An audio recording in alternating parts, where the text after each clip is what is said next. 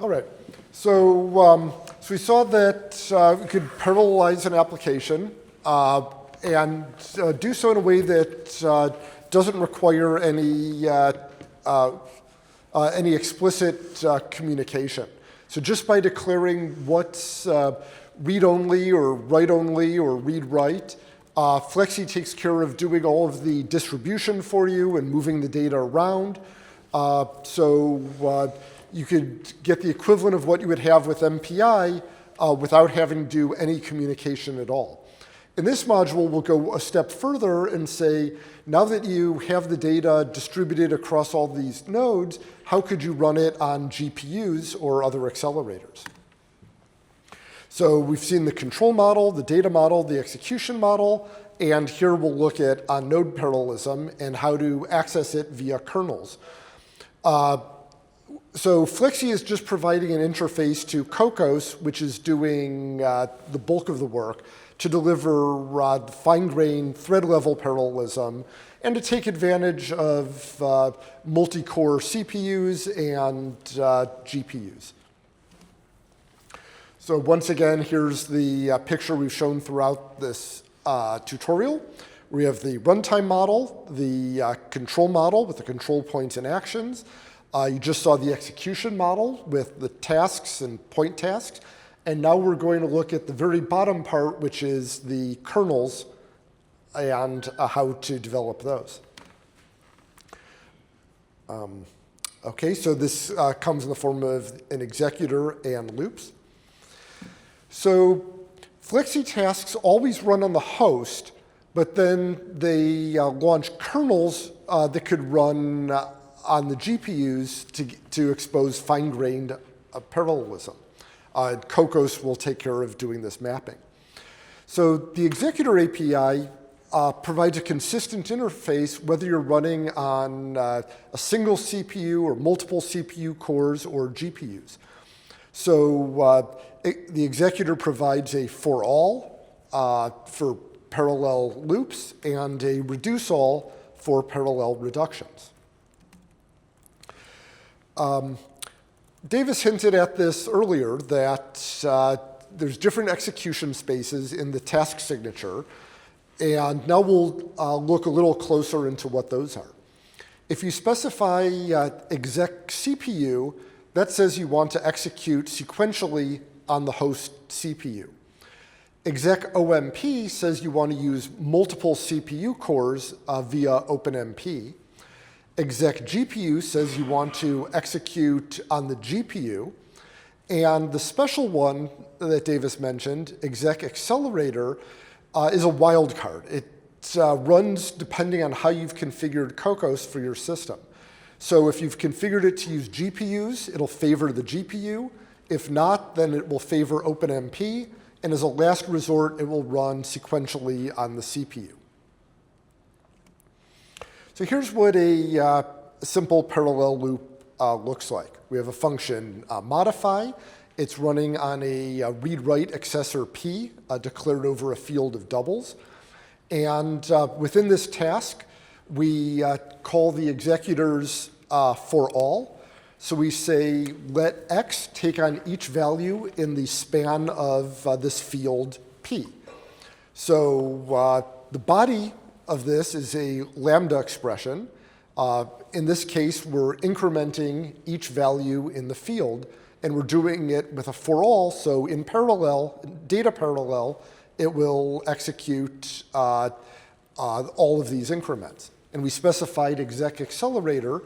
So if you've configured Cocos to use GPUs, this will automatically take your task and run it on the GPU to do that for all. Reductions are just slightly more complicated. So here we have a reduce. It's going to access accessor P in a read-only format. And within that, we have an executor where we call the reduce all. So again, it's running on exec accelerator. So the body of this reduce all is going to run possibly on the GPU, if configured. X will take on each value. Up is an accumulator function that is given values of x. We're going to run across the span of p, all values of p. In this case, we're going to do a max reduction. We're going to find the maximum value, and this will be of type float. There's also ranges. FleCSI provides GPU-compatible utilities to iterate over fields. These can be retrieved directly from the accessor or the mutator. And we've tried to follow the C++ library's semantics. So this is similar to C++'s standard span. If you want to loop over the values and also the indexes, so if you want 0, array sub 0, 1, array sub 1, 2, array sub 2, you could use a C++ iota view to make a range of integers. More advanced usage is if you want to have different views of the data. So the field data is 1D. So here we have a 1D vector of floats, but let's say you want to treat it as a two-dimensional array for convenience. So here we invoke a FleCSI MD span, which is based on C++23's standard MD span. And we tell it that we want to treat this 1D vector as, in this case, a 3x4 2D array. Once we've created that MD span, then it's fairly straightforward to loop over the indices and access the values directly as if we had passed in a 2D array. And you could use MD colX, which is like MD span, but with reversed indices. And just like in the earlier example, you could use an MD iota view if you want to get the indexes. And here's an example of what that looks like. We have a for all. We're calling an MD iota view. And then we could access the indexes. You could use full range, prefix range, and subrange if you want subdomains of that 2D array. The executor calls can be chained together with syntax like what's shown here. So here we call an executor, and then we call the threads method on that, which controls the number of threads that Cocos will use. Then we call named on that, and named assigns a label to a kernel, which is useful for tracing and debugging. Then we call for each on the result of that. For each is like for all, but it's a lower level thing where you could specify the capture explicitly. You have a lambda. We provide a FleCSI inline target macro to use for this. And so this way you get more control over the capture like you would with any C++ lambda. So now we've talked about what to do. We'll talk a little bit about what not to do, because there's some pitfalls you could fall into when you're doing these for alls and reduce alls that are running on a different device. So the thing to remember is that the task always runs on the CPU. So, and it's the body of the for all or reduce all that's running on the accelerator. Because FleCSI knows where you want to run something, it will ensure that the data is where it's going to be operated on by the kernel. So in this case, the task is declared as exec GPU. So that means the contents of the for all are going to run on the GPU. We declare read-write accessor P.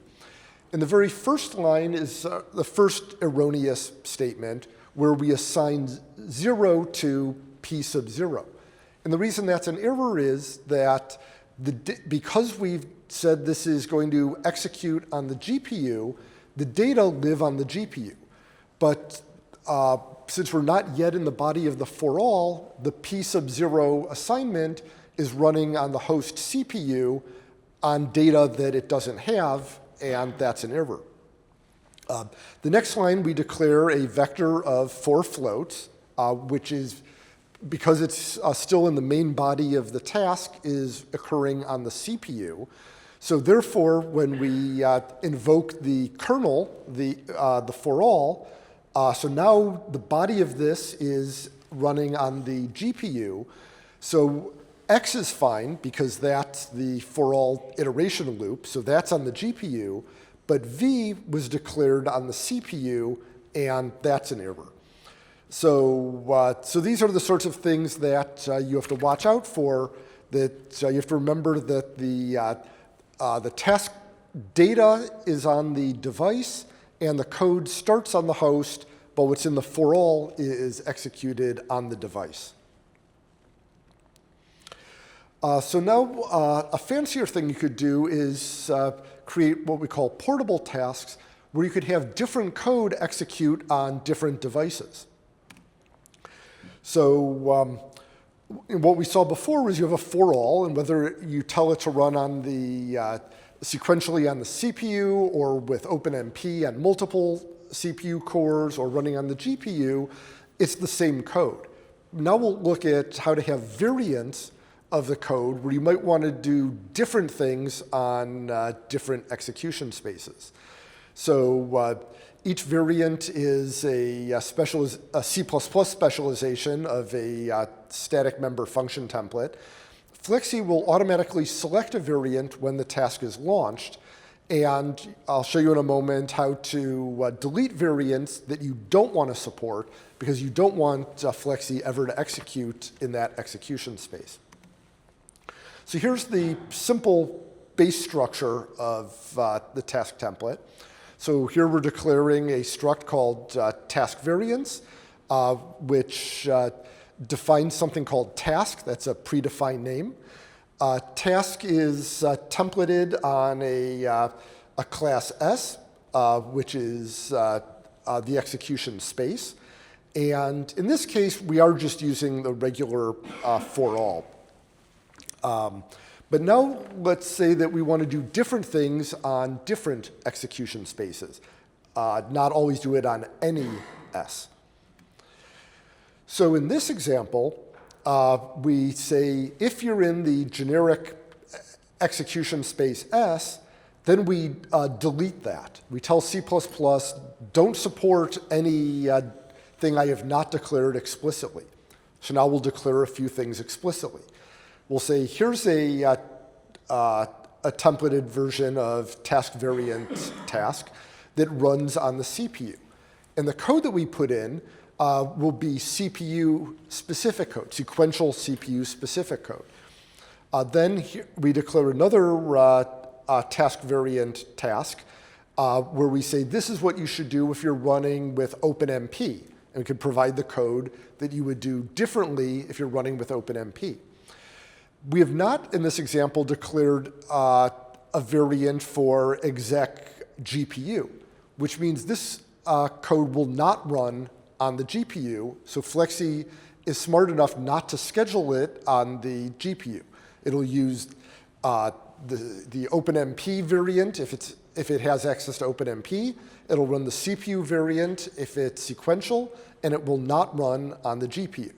But if you then came back and said, OK, I've thought of a way to implement this code for the GPU, you would just add another task variant and specify what special thing you wanted it to do for the GPU.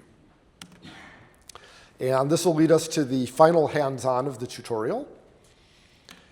So here we'll be using the things I just showed, for all and reduce all, to parallelize the data accesses in a data parallel format. We'll use some advanced ranges, so not just 1D, but multi-dimensional access. And we'll use a portable task. And with that, I'll turn it over to Julienne. All right, so just as a brief wrap-up of what we've covered today, here is the FleCSI model one last time, where we have main at the top that's replicated on each process. We declared a control model where we had a set of control points like initialize and analyze. We declared actions on those control points, and that has defined the structure of the application, in this case with the hands-on, the heat transfer. The action spawned tasks, so we saw how to declare the access rights on the fields, like whether it's read-write or read-only, which is the key to where the parallelism comes from. There's no explicit communication. It's all done just based on the access rights and what can run concurrently with what else.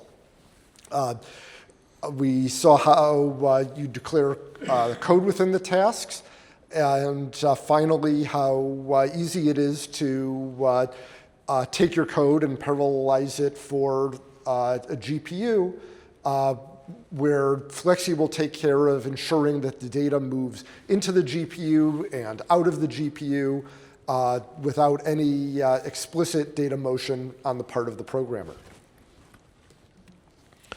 Here's FleCSI as the big picture. So that previous graph fits into the FleCSI box.